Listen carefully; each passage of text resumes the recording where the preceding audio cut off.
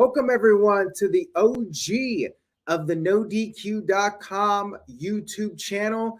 This is NoDQ&A video live. I will be answering your wrestling-related questions. Send me anything wrestling-related. I have several questions that were sent in via email. Of course, super chats are very much appreciated, and they will take priority. You send in a super chat, I will be going straight to that as soon as I finish whatever question I am on. Shout out to everybody watching this, whether it's live or on demand. Thank you very much. Enough of all that. Let's get right into your questions. TJS is in the chat room, so I figured I would start off with a question from TJS, longtime No DQ contributor. He had a number of questions. The first one he sent in, this is a little bit of a throwback. Now, you guys can send me questions from the 80s, 90s, current events. I will be talking about some current events. Summer is coming after all. That is the special edition of No DQ&A video tonight. So I'll be talking about what's to come in WWE and AEW. We have some big events, Money in the Bank. We have Summerslam.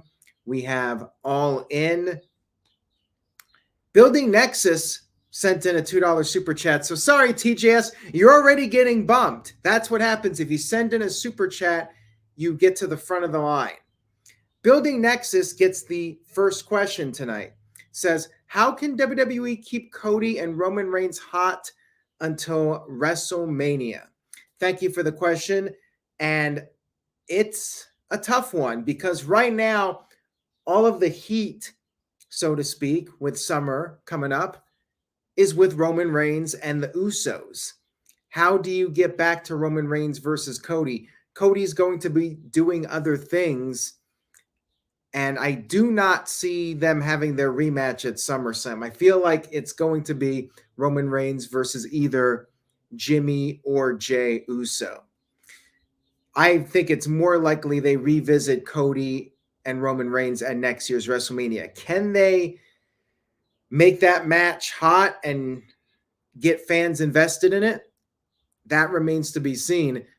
Now, a decade ago, The Rock came in and announced a match with John Cena, and then they did it a year later, and it was huge business. So they could definitely pull it off with the right storyline. Now, will fans be over Cody by the time WrestleMania rolls around? Will they really want to see Jey Uso win the title or Solo Sikoa? It's hard to say. I'm thinking that anything is possible. And I'm not really sure what you can do other than start thinking now and come up with a game plan for January. But depending on how this Bloodline storyline goes, the fans might want something else. It might not be Cody when it's all said and done. They may have missed their opportunity to pull the trigger with Cody Rhodes. I really don't know. But my feeling is this Bloodline storyline is so strong that fans are really going to be wanting to see somebody else take the title from Roman Reigns.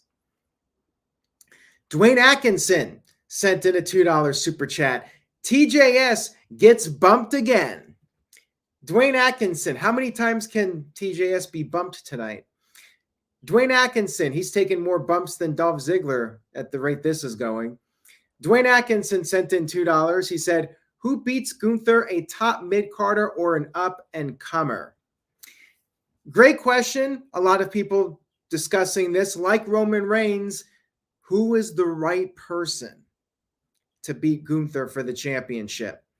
I definitely think that it should be somebody that is on the rise, somebody that the company sees as the next big thing, whether it's Braun Breaker or Carmelo Hayes. I'm leaning towards one of those two guys at this point. I'm not even sure there's anybody on the active Raw roster right now that I would have beat Gunther for that championship. I'd like to see Braun Breaker or Carmelo Hayes be that guy. They get called up, and then that's their stepping stone en route to the top of the card in WWE. They come in, they beat Gunther, and that's their big step towards becoming a main event superstar. So thank you for that, Dwayne. Ratnick sent in a $5 super chat. TJS's question gets bumped again.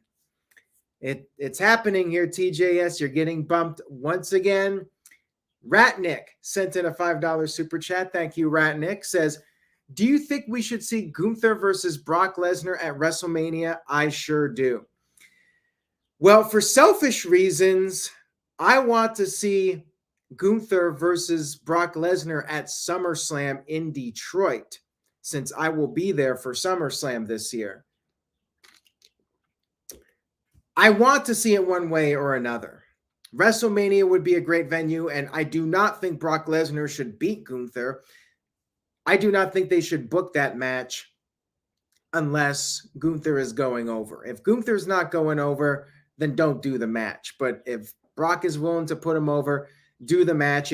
If Brock Lesnar, I don't know how much longer he's going to be doing wrestling, but if he decides to retire, then maybe Gunther could be the guy that retires Brock Lesnar. That would be awesome. That would be perfect for Gunther to really cement his legacy. And his legacy, I think, is already cemented. He's going to be a Hall of Famer, no question. He's well on his way to breaking the Honky Tonk Man's record, as he should. And Gunther, I think, is probably going to go down as the greatest Intercontinental Champion of all time. Like, he's up there in the top tier. Psycho Jet Black sent in a $5 super chat. Thank you for that. TJS yet again gets bumped. Poor TJS, getting bumped over and over. Psycho Jet Black's question says, do you think one issue with WWE and AEW is that they have too many mid-carders who never had that one great match or promo to make you care about them? That is true for a lot of wrestlers. They can go out there and they can have great matches. There's no shortage of excellent talent in either company, but at the end of the day, a lot of it just blends together. Like, every week we see great wrestling on Dynamite. We see very good to great wrestling on Raw and SmackDown. There's a sea of great wrestlers, and it's just hard to stand out without that big match or a promo or even a spot, like a moment in a match that people remember. AEW, like, one of the most memorable spots that I can recall is Cody Rhodes doing that moonsault to Wardlow. That stands out to me, but I can't really tell you a specific Young Bucks or Lucha Brothers spot. Like, they're great. Rey Fenix is one of the best wrestlers in the world, but I don't remember like a specific moment. Everything blends together. That's the problem. And that's for a lot of wrestlers in the industry. I don't think it's just limited to WWE and AEW. It's just really hard to have a memorable moment. And when it comes to promos, I think of like MJF last year in Los Angeles calling Tony Khan an effing mark. That stands out to me. And not too many guys can have that moment where they can create something that people remember for years and years. I think people will always remember that MJF promo. And I know for me, I'll always remember that Cody moonsault to Wardlow. All right. Dwayne Atkinson sent in a $5 super chat. He says, get to the back of the bus, TJS. Will Money in the Bank ever get a successful cash in on a mid-card title instead of a world title? I don't really think it should. My personal opinion is that the Money in the Bank winner should always be going for the world title. Like, that's a golden opportunity. Why would you squander it on a mid-card title? You want to go for the richest prize. The richest prize equals the biggest paycheck, the most fame. It's go big or go home. The Money in the Bank winner should always go for that main title. So will it ever happen? It could, but should it happen? Absolutely 100% no. TJS got bumped. And he's continuing to get bumped because the super chats keep coming in. Sorry, TJS. We're never going to get to TJS's question at the rate things are going. Ratnick sent in a $2 super chat. Thank you for that, Ratnick. Much appreciated. Says, should Charlotte put over Asuka? Yes, 100%. Charlotte's probably going to break her dad's record, which is tied with John Cena. I think it's inevitable. But yes, for this match that they're doing in London coming up, 100% Asuka should win, establish her as a dominant champion. Charlotte and Bianca can feud. Charlotte's a babyface. Asuka is a heel. And Bianca right now is still technically a babyface, but it looks like she's going in a heel direction. You could have her turn against Charlotte and maybe even do a triple threat, and maybe then Charlotte wins the title. You know it's going to happen, but at least for now, Asuka just won the title and she got presented with the new championship. Charlotte should be putting her over. It's not going to hurt Charlotte to take one loss to Asuka. Thank you for that question. TJS, you're not up next. Building Nexus sent in another $5 super chat. Thank you for that. Much appreciated. Says, could you see Cody and Roman Reigns 2 happening before WrestleMania under the right circumstances? I only see it happening at SummerSlam. I don't think they're going to give it away at Royal Rumble. I sure as hell don't think they're going to give it away at Survivor Series. Saudi Arabia, probably not. It feels like SummerSlam or WrestleMania if they're ever going to do the rematch. And again, going back to earlier, they may decide to go in a different direction with Cody altogether and focus on the bloodline, depending on how hot this storyline gets. But I would say if it does happen, it's going to be SummerSlam. If not SummerSlam, then they're saving it for WrestleMania. But I mean, Cody could truly end up like Lex Luger, where they didn't pull the trigger on Luger at SummerSlam against Yokozuna. And then Lex Luger was supposed to win the title at WrestleMania 10, but then they did the Royal Rumble spot with Bret Hart. The fans favored Bret Hart, so Vince McMahon made the call to put the title back on Bret, and Lex Luger never finished the story. It's almost the same deal here with Cody Rhodes. Thank you for that. All right, now we're on to TJS. Just kidding. Psycho Jet Black sent in a $2 super chat. TJS, back of the line, pal, says, what's the first pay-per-view you saw as it was airing? I don't know for sure 100%, but the earliest pay-per-view that I have a vivid memory of is the 1990 Survivor Series, because it aired on my birthday, and I remember The Undertaker debuting and being terrified of him, and I loved the whole Survivor Series concept that they did, where the winners of each match came back for the ultimate match of survival. I specifically remember watching that live, and I definitely watched wrestling before that, but I don't have the memory of watching a pay-per-view live. Survivor Series 90 was the first one I have a very vivid memory of watching, and that's one of my all-time favorite shows, minus the gobbledygooker scenario that played out with Mean Gene Okerlund. All right, on to Mr. Tito. Mr. Tito sent in a $2 super chat. Thank you for that, Tito. Part-time No DQ columnist. Appreciate it. All right, so this is a heavy question here. NWO or DX? Keep one, other goes away for good.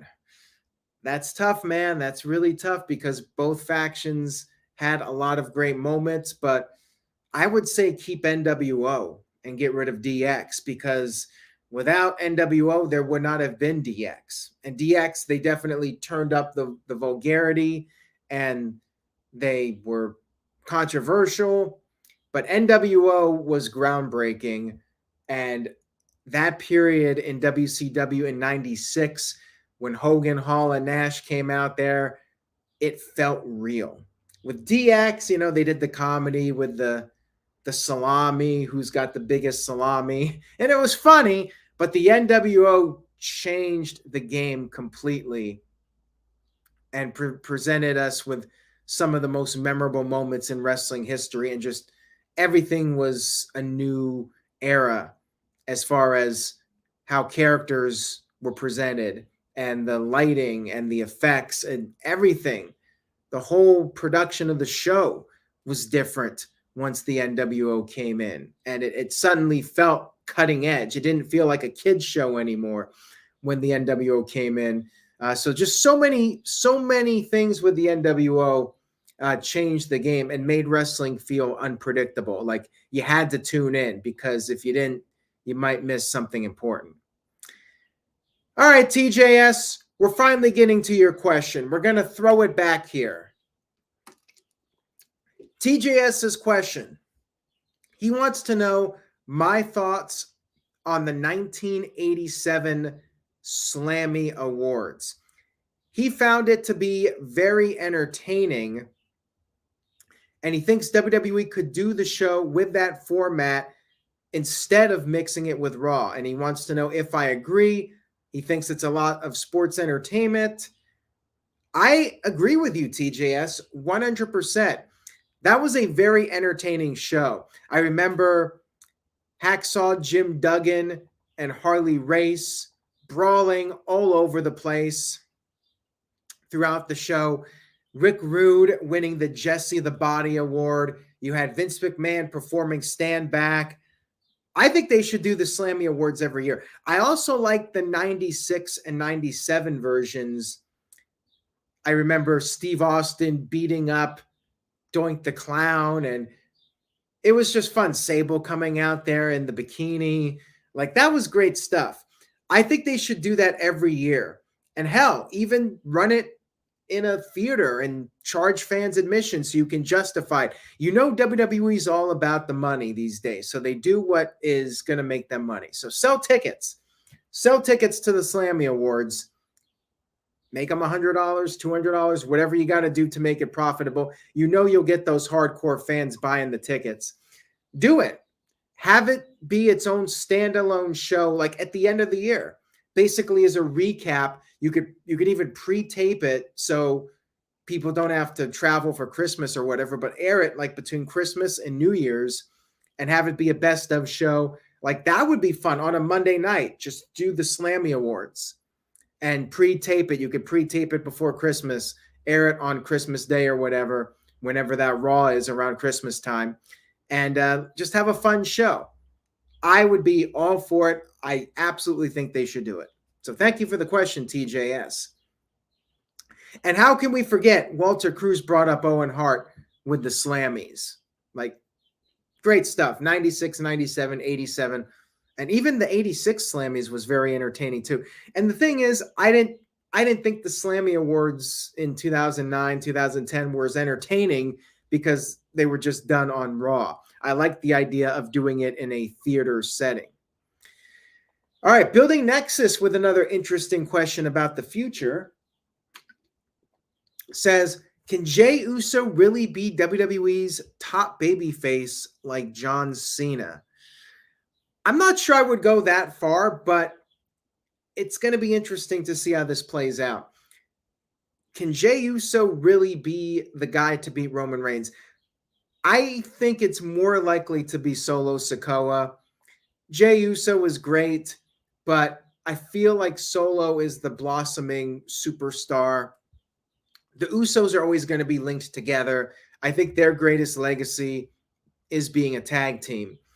But I think Solo could potentially have the run that maybe Umaga was meant to have, but never did. I think that Solo has a really good chance of dethroning Roman Reigns, depending on how this storyline plays out. I remember Batista, Triple H Evolution. Batista broke away and became this massive superstar. Can the same thing happen with Solo Sikoa? We'll see. I mean, they're doing a great job with all these guys, but I don't think Jay's going to be the guy. All right. So now we will go to a question that was submitted by Walter Cruz. Walter said, who do you think will benefit the most when the Bloodline storyline ends? Solo, Jimmy, Ray, or Roman Reigns? Walter added Roman Reigns to this. I mentioned the other three, and I think Solo has the most potential to benefit of the three brothers. But what about Roman Reigns? When this is all over, my prediction, everyone's going to leave Roman, and Roman will be humbled. And that's when we'll get the babyface Roman Reigns turn, and he'll have one more great run as a babyface before he retires. That's what I think is going to happen. And in the end, I think Roman Reigns will benefit the most. But I think all of them have definitely benefited. Like, all of them are better coming out of this than they were beforehand. Solo wasn't even in WWE. Jimmy was hurt, and Jay was hosting talent shows or whatever the hell they were doing during the pandemic. And then he got in the storyline with Roman Reigns, and his career was completely reinvented. All right, next question comes in from Big Baller G. What am I doing here? Big G sent in a question, said, what will be WWE's next big storyline once the Bloodline storyline is done? It's so far in the future, there's just no way to know what the next storyline is going to be that's going to even come close to being at the level of the Bloodline. This could go on for several years with the Bloodline. Remember that quote about them being in the third inning. They got a long way to go with this. It might not end for 2 or 3 more years. And by that time, will Judgment Day still be a thing? If I had to make a prediction, I'd say that the next big storyline will probably involve the next generation of rising WWE stars. Probably somebody like a Braun Breaker once the Bloodline is over and they start pushing Braun Breaker, whoever else they got in that spot. That person is going to be in whatever the next big storyline is, trying to climb to the top and reach the same peak as Roman Reigns and be the next contender for the greatest of all time moniker. Next question comes from Steve-O. Thank you for this question, Steve-O. He says, hey, Aaron, compare your thoughts of what you thought about AEW back when it first started and how you feel about it now. Do you think like they're progressing or getting worse? What do you really like about it, and what are things they can improve on? Thanks. Great question. So looking back at AEW, reflecting on their first 4 years, in 2019, they were the shiny new toy. And it was almost like the Monday Night War in 1995 when WCW was hot and fresh. WWF felt pretty stale. You had Doink the Clown. You had all the other occupation wrestlers, TL Hopper, so on and so forth. And WCW was something that felt cool and hip. People were watching WCW. When AEW started, it felt cool. WWE was pretty stale. They were still doing big numbers, but AEW felt like the place to be. And then in 2021, once things started opening up following the pandemic stuff, AEW still felt pretty hot. CM Punk came in, Adam Cole, Bryan Danielson. Felt like a turning point. I brought it up when we were doing the live streams. AEW had momentum. But now it feels like AEW's kind of just settled into a spot as a distant number 2. WWE business is red hot right now. The Bloodline storyline, best thing in wrestling. AEW They don't have any really hot star. Like MJF was doing well, but I feel like he's even cooled off a bit. I feel like the Elite have cooled off. They just don't have the cool factor. And then you have Tony Khan on top of it, who is kind of like the complete opposite of cool as far as bosses go. I mean, everybody just makes fun of the guy.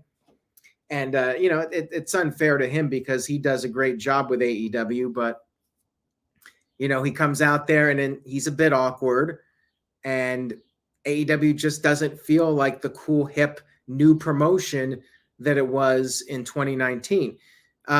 That's the big issue.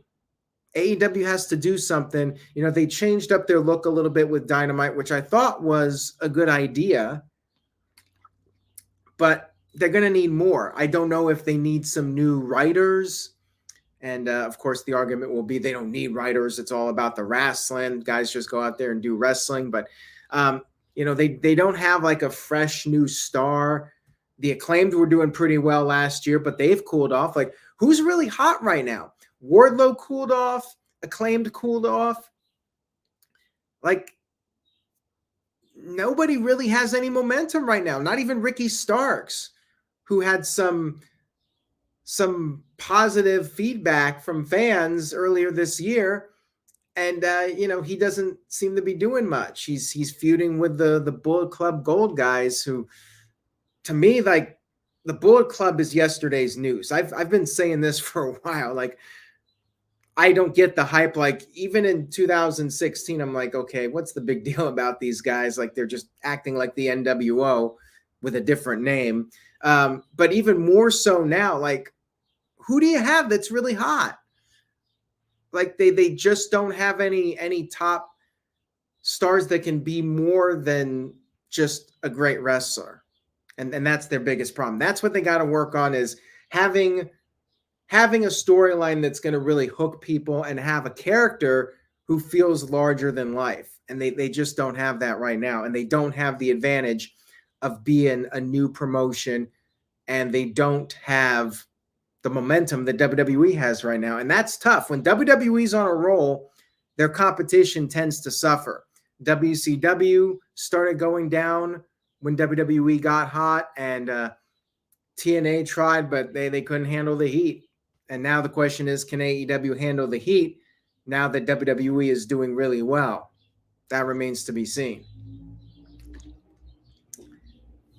Here's another question from TJS. He says, TNA dropped the ball with AJ Styles, so he went to WWE and became one of its biggest stars. Who, if anyone, is WWE's AJ Styles? Cody Rhodes doesn't count. There's not too many guys that have left WWE and went to AEW and became bigger stars. Jon Moxley is maybe the closest thing, but is he really a bigger star than he was in WWE? I will say this, Jon Moxley has made a name for himself in AEW, and to me, he's one of their most important figures. I would probably say him as being the closest example to being a guy that maybe WWE dropped the ball on.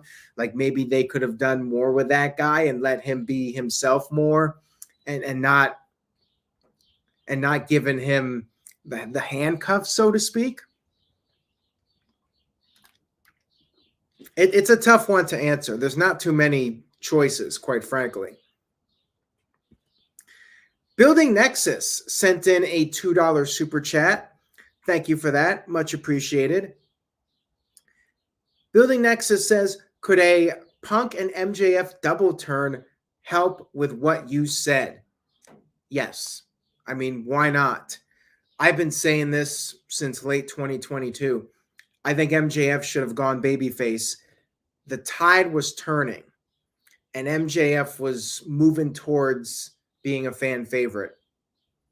What did AEW do? What did MJF do? They doubled down on the heel character. And he's struggling.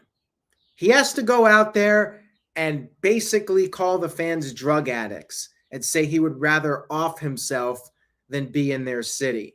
Like, MJF is going for the lowest of low cheap heat, and they're still cheering him. Give it up, man. You're a babyface now. I think they need to stop fighting it. CM Punk, like, kind of feels like a lackluster return right now. How do you fix that? I think they should have done this match in Chicago at Collision, but they could do it for All In, All Out, one of those shows, and pull the double turn. CM Punk goes heel, MJF goes babyface. Keep that feud going. I think that's hot. I think they should do it, but I don't think Tony Khan watches this video, watches this channel, so I'm not Dave Meltzer, so he's not going to be watching. Don't think they're going to do it, but I would do it if I was in charge. I would go with MJF as a babyface, and not to the point where he has to change who he is. He could still go out there and be an a-hole, but he's the people's a-hole. You know, kind of like Steve Austin, where Austin was still a badass and still broke the rules and did whatever he wanted to do, and you just make him the babyface. That's it, bottom line. All right, Daniel Sims sent in a question. Thank you for that, Daniel. Daniel said, if Cody gets the title match against Roman Reigns at Madison Square Garden, can WWE recreate that same finish with Cody as they did with Dusty? I don't think that's going to happen. I thought about it, and as much as I would like to see that happen, they're not going to do the title change at Madison Square Garden. It's either going to be SummerSlam or WrestleMania if Roman drops the title. I just don't see them doing that, but could they recreate a finish like that with Dusty? They could. Maybe not at Madison Square Garden, but at a different event. But yeah, I would like to see it personally, just for selfish reasons, because I could go to that Madison Square Garden show, but I really don't think it's going to happen. Psycho Jet Black sent in a $2 super chat. Thank you for that. Much appreciated. Says, what went wrong with Bray Wyatt's return to WWE? Great question. And the answer is he needed to go out there and be different from what he was before. And he needed to wrestle. People wanted to see what he could do in the ring, and that it wasn't just all smoke and mirrors with Bray Wyatt. But unfortunately, that's what it looked like. He never wrestled except for a few house shows, and then he wrestled the Pitch Black match, which was the same dumb lighting effects and not an actual match. I wanted to see Bray Wyatt evolve and be more realistic and be more relatable to the audience. And I thought they dropped the ball with the Uncle Howdy storyline. I thought it was interesting from a psychological standpoint, where Bray Wyatt is this guy that wants to do the right thing, but he's got this evil alter ego that's trying to pull him back to the dark side. I think they could have done so much with that. I think it was a huge missed opportunity. And then when they did that Pitch Black match, like, Uncle Howdy's basically just a sidekick, a goofball. Like, he wasn't intimidating or anything.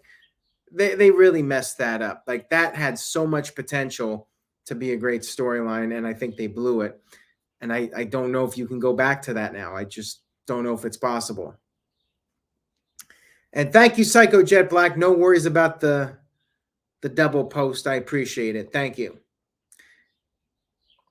All right, moving on here. Caleb Jacobs sent in a question. Says, what are your thoughts on Alex Shelley becoming the Impact World Champion?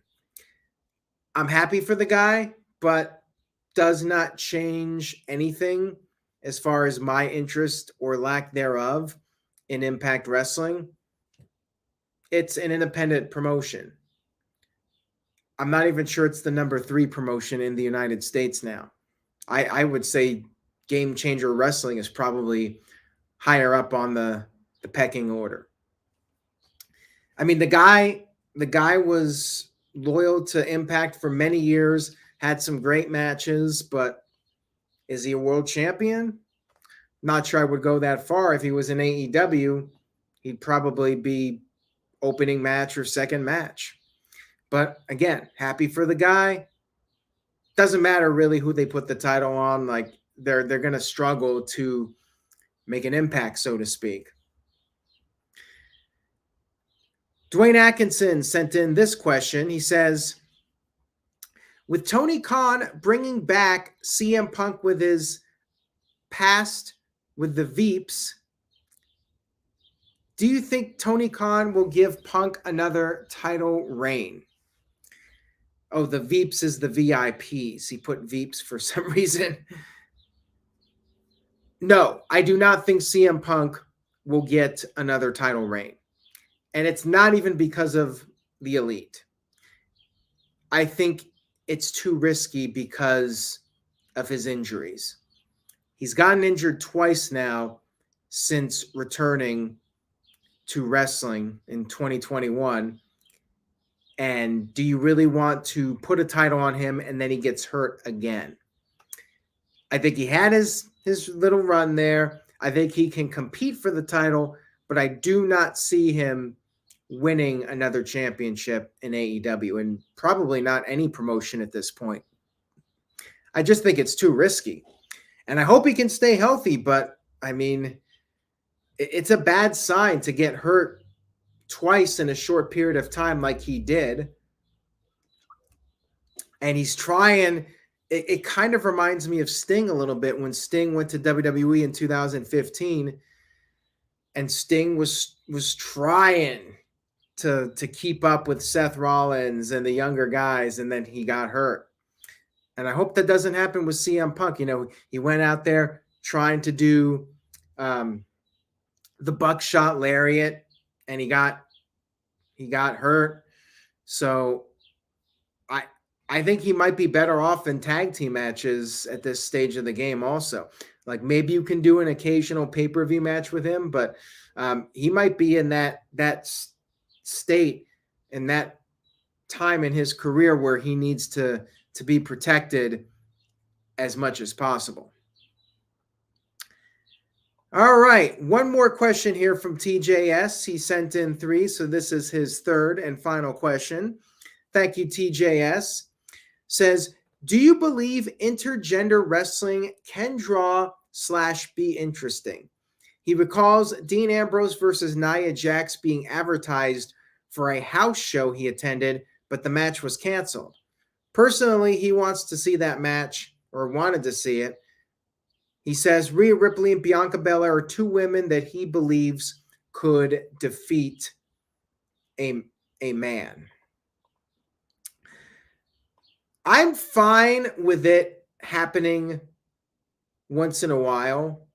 I would not do intergender matches on a regular basis. I think it's best to keep men doing men's matches, women doing women's matches. But every now and then, for the novelty of it, sure. I'm fine with a match between a man and a woman every now and then, like Rhea Ripley versus Rey Mysterio or something like that. Sure. I mean, they did Chyna versus Chris Jericho. It can be believable, but I would not do it on a regular basis. Now, BCC Barroom sent in a question, says, what's John Cena's next feud? I think he should go for that 17th world title, but I don't think he should go after Roman Reigns. I think when John Cena comes back, he should go after whoever the world champion is, and it could be the Raw world champion now. Could Cena go after Seth Rollins? Maybe, but I would like to see a fresh matchup. So maybe John Cena takes a little bit more time off. Maybe next year he comes back, but before he's completely done, I would like to see him go for one more championship. I think that's a story they should definitely tell. And Ratnick said that he heard Young Rock got canceled. Did I ever watch it? Did not watch it. I saw a few clips. I saw the clip where they teased Roman Reigns versus The Rock, and clearly that went nowhere. I mean, the actors looked nothing like the wrestlers. They were basically just cosplaying. Wasn't really my cup of tea. And Tony Luke says, when did you fall in love with wrestling? I was watching it since I was a little kid. Like, basically, I grew up with it, but like I said earlier, probably Survivor Series 1990 is when I really started to be truly obsessed with wrestling and watching tapes and just watching it on a regular basis. And I would have been 8 at the time. So thank you for that. And I'm looking to see if there's any more questions I could read off from people. Here's one from Psycho Jet Black. Says, how did you meet Virtue and what made you ultimately trust him with the No DQ review? I met him in Cleveland. I went out to Cleveland in 2016 and did a meetup, invited several people out for dinner, and Virtue was one of them that showed up. And shortly after that, he started doing some of the No DQ panels, and we did those for about 6 months or so.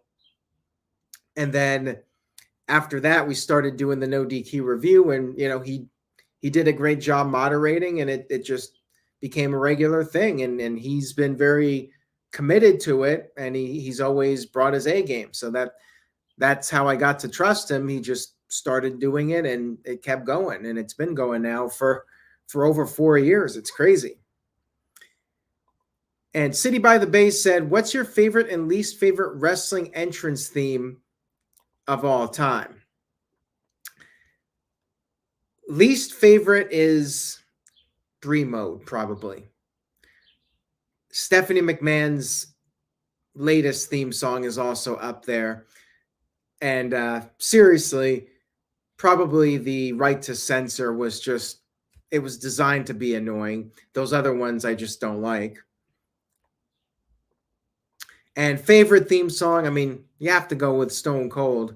The Glass Shatters, like, to me, that's like the all-time greatest theme song. Undertaker, The Rock, so on and so forth. Psycho Jet Black sent in a $2 super chat. Thank you for that. Much appreciated. Says, who should be the next US and Intercontinental Champions?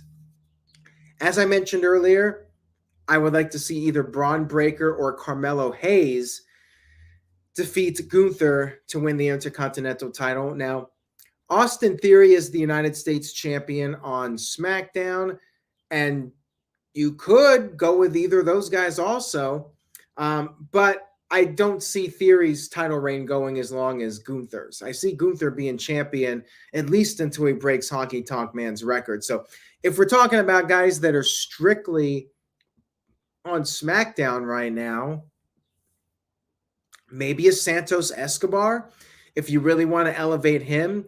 The LWO, they're selling merchandise. They're starting to build a little bit of momentum. Like, they were losing a lot.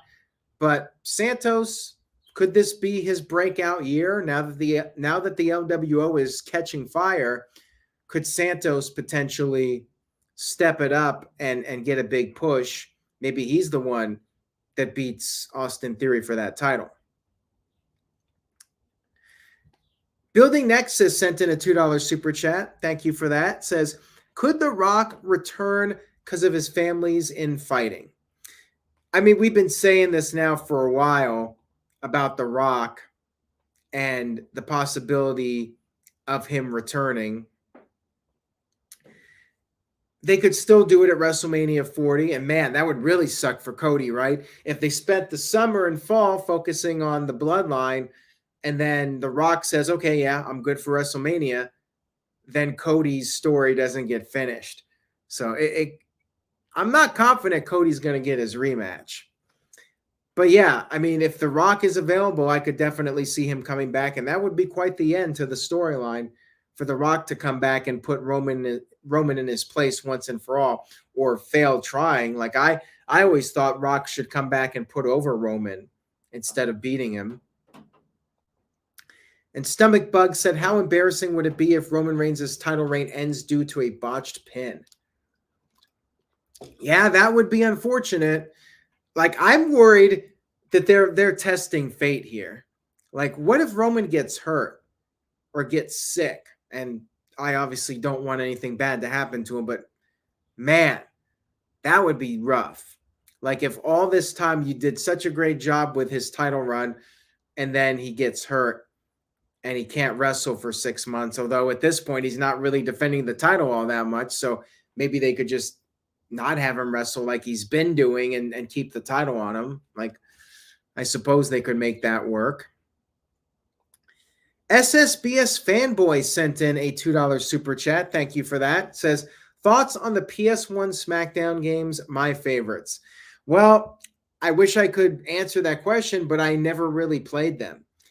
I've always been a Nintendo loyalist, so the games I'm familiar with, going back to the NES, Super WrestleMania on the Super Nintendo, the Raw game, WrestleMania the arcade, and then later N64, maybe the glory period of wrestling games. You had WCW NWO World Tour, Revenge, WrestleMania 2000, and one of the all-time greatest games, No Mercy. And the GameCube games I love too, WrestleMania 19 and Day of Reckoning were two of my all-time favorite wrestling games. But yeah, the PS1 games, don't really know much about them. Johnny Boy sent in a $5 super chat. And yes, TJS, I will be getting that AEW game, and we might see a certain league return to the NoDQ YouTube channel. Stay tuned.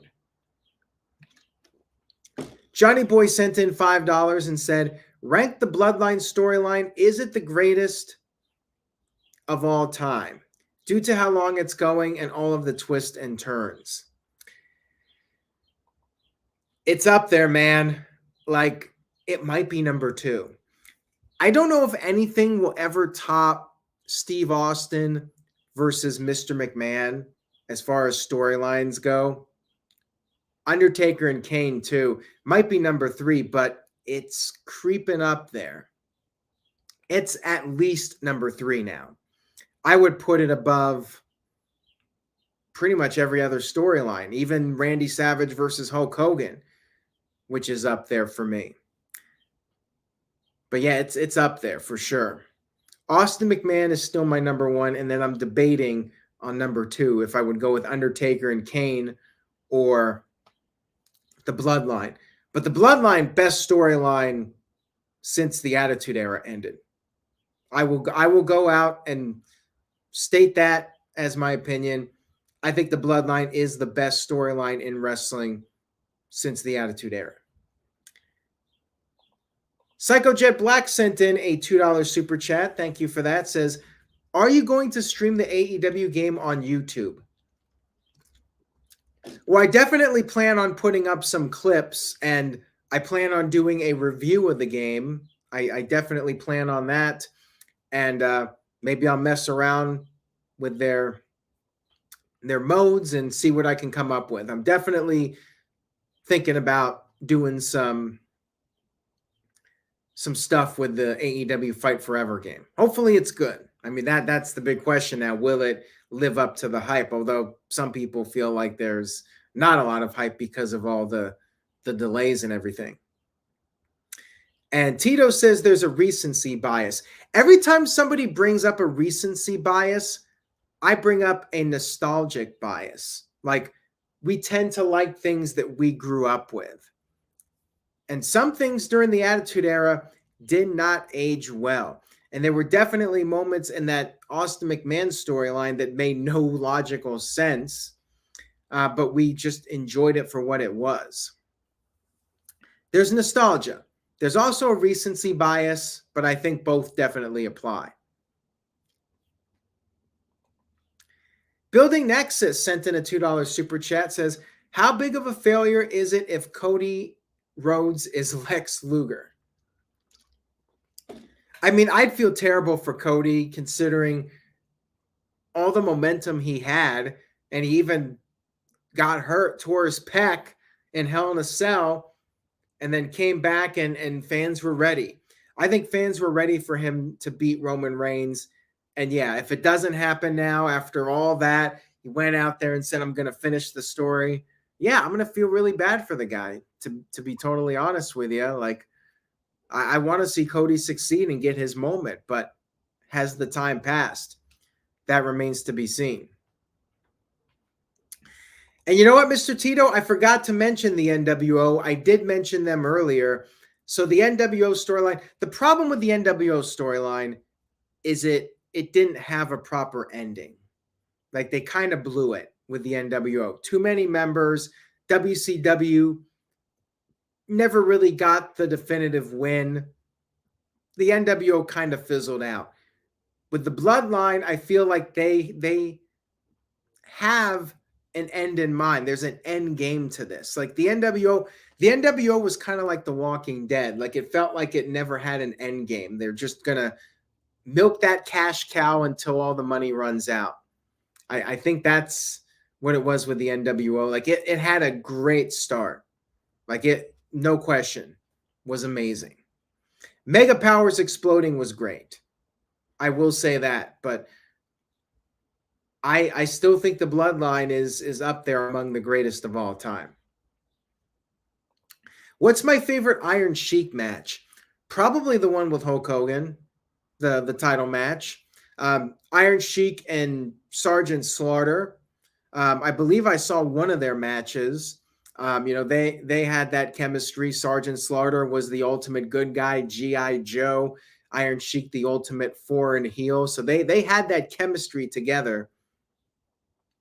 And even though the real life drama was playing out, like that SummerSlam match made in hell was entertaining with Colonel Mustafa, Ultimate Warrior, Hulk Hogan, Sid Justice out there, Warrior getting fired in real life. So that match stands out to me too, just because it was an entertaining group of people and storyline. And yeah, Mr. Tito said Bloodline best since the Attitude Era. So, I mean, that I definitely stand by. But yeah, you could argue NWO's up there. You could argue Mega Powers is up there. Top 5, no particular order. Austin McMahon, Undertaker, Kane, NWO, Mega Powers, and the Bloodline. Top 5 for me. And then we can all debate the actual order. All right, guys, so we're coming up to the end of the hour here, so I think I'm going to get close to wrapping this up. This has been a great Q&A. I really appreciate everybody tuning in tonight. And if you could do me a favor, please share a link to this video on your YouTube, Twitter, Facebook, any social media outlet. Just spread the word. Tell a friend. Hoping to get more people watching this, watching on demand and so forth. Your help is very much appreciated. And believe me, even just a couple of shares can go a long way. So if you can take a moment, tell a friend, it would be much appreciated. But I'm going to sign out for tonight. Thank you all so much. It's been a great hour of wrestling discussion. Leave a comment. Let me know your thoughts on the live stream, anything you agreed with or disagreed with. TJS, I will be doing Collision recaps for the most part, but keep in mind there's going to be WWE events, and I will be recapping WWE on those nights. But at least for the first show, and depending on how things go, the plan right now is to do Saturday night Collision recaps. That's all I got for tonight. Thank you again, everybody. Take care. Remember, say yes to NoDQ.com, and I will see you all next time.